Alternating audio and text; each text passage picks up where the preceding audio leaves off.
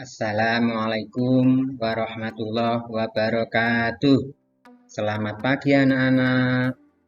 Bagaimana kabarnya? Sehat semua ya? Alhamdulillah. Allahu Akbar. Yes. Anak-anakku yang berbahagia, yang hebat-hebat.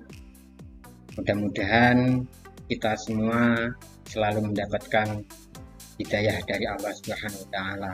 Amin ya rabbal alamin. Anak-anak, hari ini kita belajar fikih pada bab yang sama karena ini adalah pertemuan yang kedua.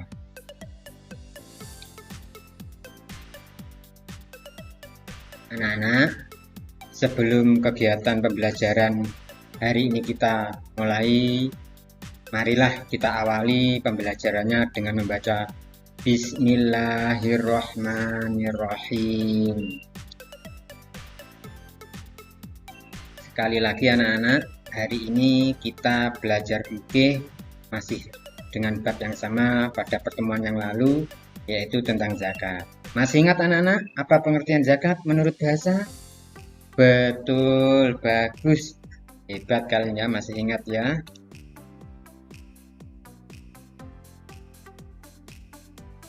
Anak-anak, hari ini nanti kita akan belajar tentang atau mempelajari tentang ketentuan zakat.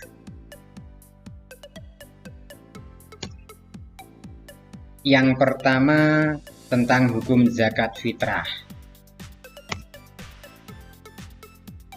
Hukum zakat fitrah. Sebelum kita menentukan hukum zakat fitrah, perhatikan dulu dasar-dasar cara menentukan hukumnya. Yang pertama, Al-Quran surat Al-Baqarah ayat 43 yang artinya, dan laksanakanlah sholat, tunaikanlah zakat, dan rukuklah beserta orang-orang yang. Di sini ada kata-kata laksanakan, berarti menunjukkan suatu kewajiban. Ya. Kemudian tunaikan, itu juga menunjukkan suatu kewajiban. Maka berdasarkan dalil ini, ayat Al-Quran Al-Baqarah ayat 43 dapat disimpulkan bahwa hukum zakat fitrah adalah wajib. Kemudian dasar yang kedua adalah al-hadis, yang artinya Rasulullah mewajibkan zakat fitrah dengan satu sok kurma atau satu sok gandum bagi setiap muslim yang merdeka maupun budak, laki-laki maupun perempuan, anak kecil maupun dewasa. Zakat tersebut diperintahkan dikeluarkan sebelum orang-orang keluar untuk melaksanakan sholat Id. Diriwayatkan oleh Bukhari dan Muslim.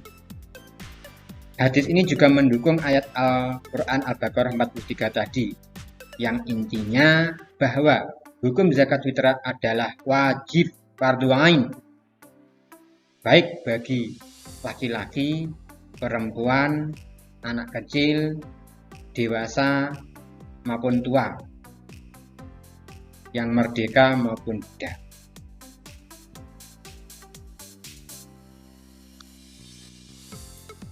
Anak-anak, ketentuan zakat fitrah yang kedua adalah rukun.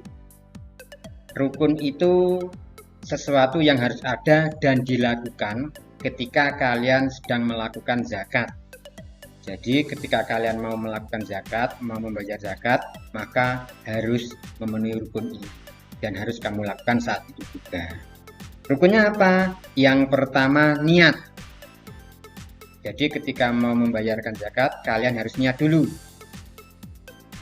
Kemudian rukun yang kedua adalah ada orang yang mengeluarkan zakat atau disebut muzaki. Kalian itu disebut muzaki karena yang mengeluarkan zakat. Kalau orang yang menerima zakat disebut mustahiq. Itu adalah rukun yang ketiga. Dan rukun yang keempat atau D, yaitu barang atau makanan pokok yang dizakatkan sesuai dengan wilayahnya masing-masing. Kalau di Indonesia mayoritas makanan pokoknya adalah beras.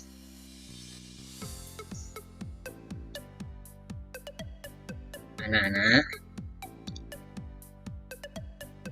rukun zakat fitrah yang berikutnya adalah syarat wajib zakat fitrah. Syarat wajib itu adalah sesuatu yang mewajibkan kalian membayar zakat fitrah. Kalau niat adalah sesuatu yang harus ada ketika kalian membayar zakat fitrah, maka kalau syarat sebelum membayar zakat fitrah itu sesuatu yang mewajibkannya, ya itu disebut syarat wajib. Jadi sebelum membayar zakat fitrah, dia terkena syarat wajib. Nah, kriterianya atau yang termasuk syarat wajibnya adalah yang pertama Islam. Jadi selain orang Islam tidak wajib membayar zakat fitrah. Syarat yang kedua yaitu orang tersebut hidup ataupun bayi yang lahir sebelum matahari tenggelam pada akhir Ramadan. Maksudnya begini anak-anak, orang tersebut masih hidup ketika matahari sebelum tenggelam, sebelum maghrib dia masih hidup. Nah, jika dia nanti masih hidup sebelum matahari tenggelam, maka dia terkena beban kewajiban membayar zakat. Atau bayi yang lahir sebelum matahari tenggelam pada akhir Ramadan, dia juga terkena zakat. Tapi jika dia sudah meninggal, baik bayi yang baru lahir maupun orang yang tua atau orang yang muda, kok meninggal sebelum matahari tenggelam, maka dia tidak terkena beban wajib zakat. Terus ketentuan yang berikutnya atau syarat wajib zakat fitrah yang ketiga adalah mampu menafkahi dirinya dan keluarganya untuk 1 hari, yaitu pada tanggal 1 Syawal, minimal itu ya. Jadi orang tersebut dikenai beban kewajiban membayar zakat fitrah jika dia masih mampu atau bisa atau mencukupi kebutuhannya untuk besok pada tanggal 1 Syawal. Jadi jika kalian masih punya cadangan kebutuhan untuk besok sekeluarga tanggal 1 Syawal, maka kalian terkena beban kewajiban mengeluarkan zakat fitrah. Sebaliknya, jika dia tidak mampu mencukupi kebutuhannya atau menafkahi kebutuhannya, keluarganya maupun dirinya untuk besok, berarti dia ya tidak terkena beban kewajiban bayar zakat. Tidak punya apa-apa kok bayar zakat.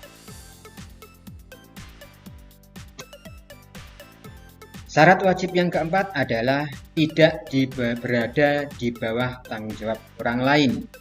Artinya seorang anak yang wajib membayarkan zakat adalah orang tuanya.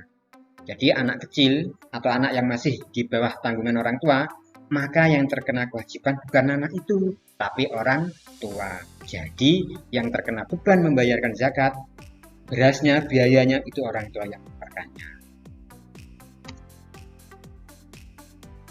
Syarat wajib yang keempat adalah alat.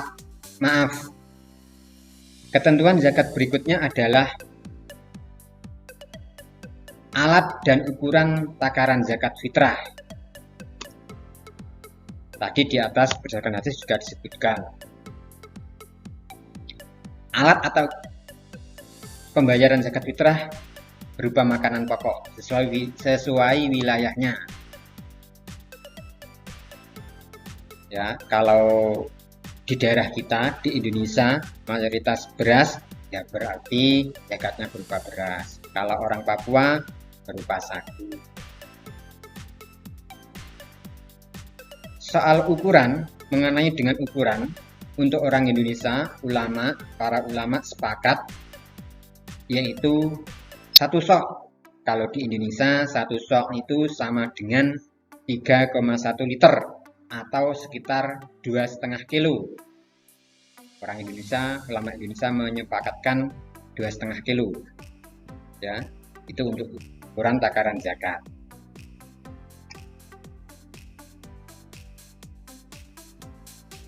Anak-anak, dari penjelasan di atas mengenai ketentuan zakat tadi, ada yang masih belum paham? Bisa ditanyakan ya. Ada yang tanya? Alhamdulillah, kalau tidak ada berarti sudah paham semua ya.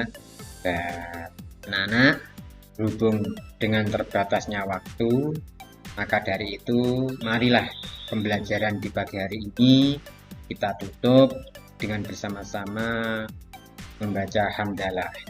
Alhamdulillahirabbil alamin. Semangat belajar terus ya anak-anak di rumah. Assalamualaikum warahmatullahi wabarakatuh.